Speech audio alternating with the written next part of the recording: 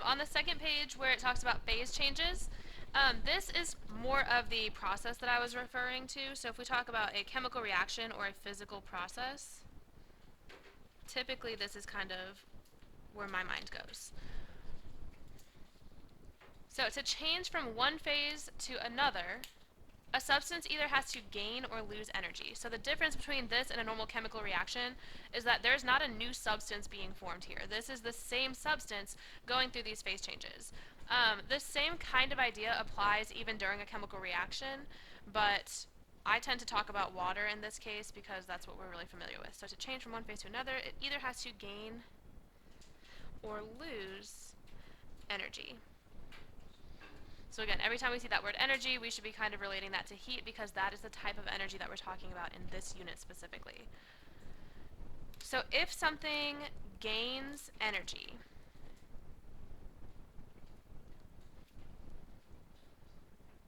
what type of reaction would that be? Endo or exothermic?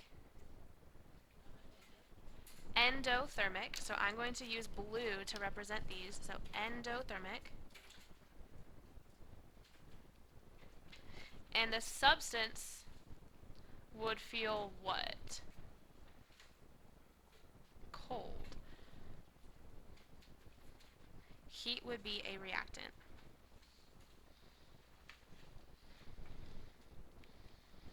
I think actually maybe the way that we say substance might be a little bit confusing. Let's change that to,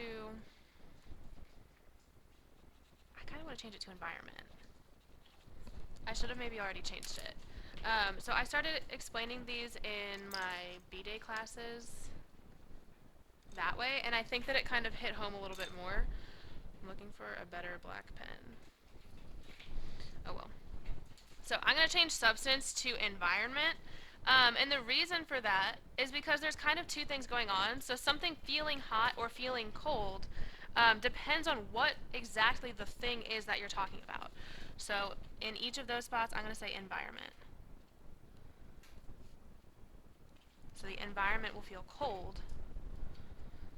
And then the opposite of that is that if something loses energy, say loses,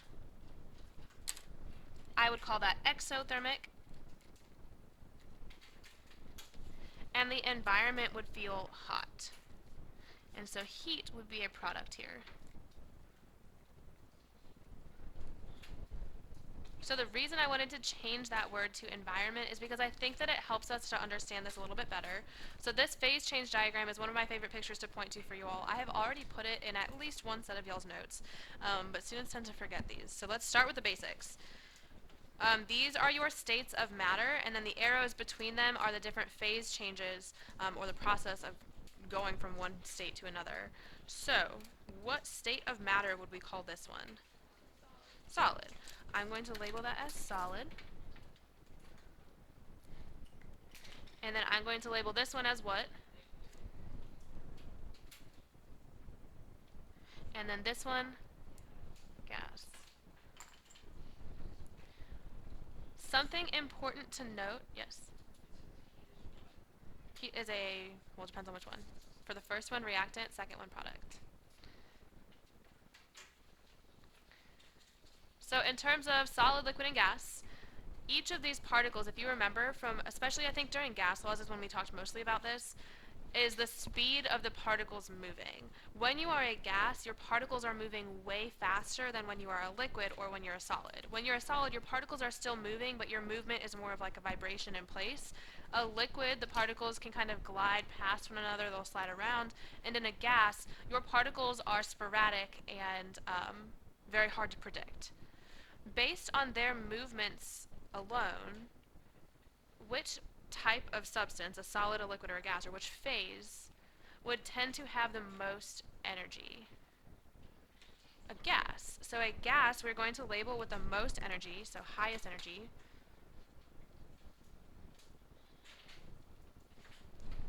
And then a solid would have the lowest energy.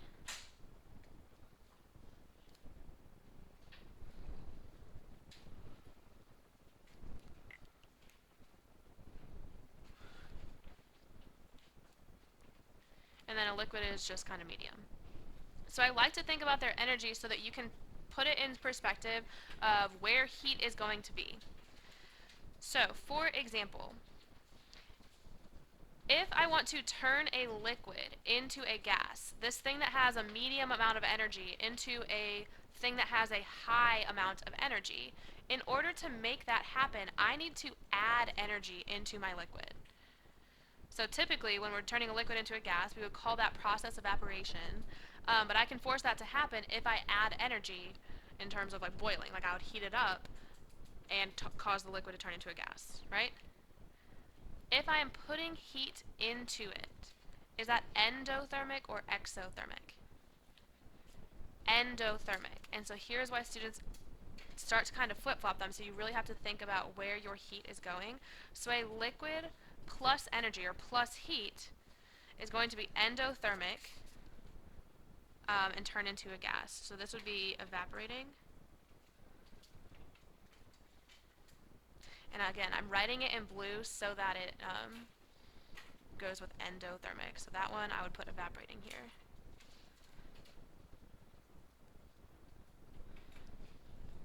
The opposite process is always going to be the opposite type of reaction. So if this is endothermic, the opposite thing is going to be exothermic. So again, if you think about it, if you have this high energy thing that's going to a lower energy state, it's going to release energy in that process. So this would be called what? Condensation. I'm going to call it condensing, just to use the same verb tense. So if you are evaporating, you are gaining energy. If you are condensing, you are losing energy. So that would be exothermic.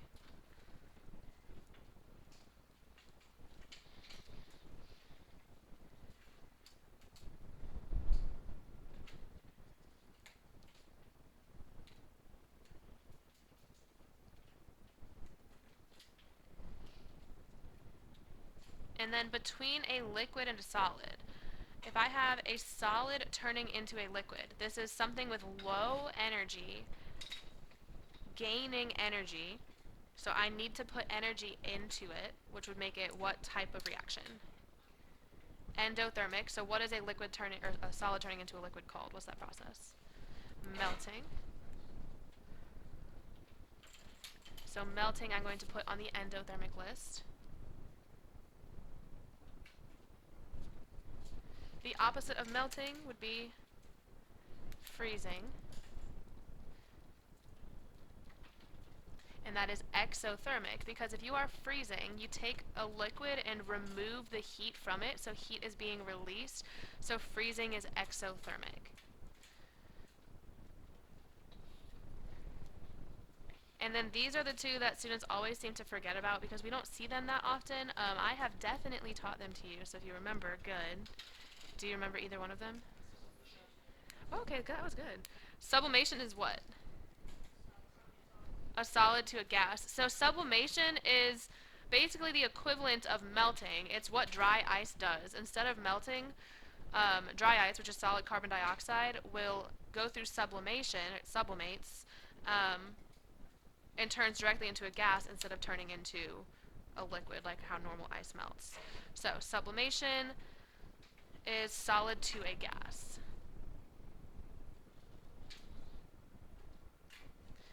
And then it is also endothermic because I have this low energy substance or state of matter, and I am putting energy into it to turn it into a higher energy state of matter. So this would be sublimating. Sublimating.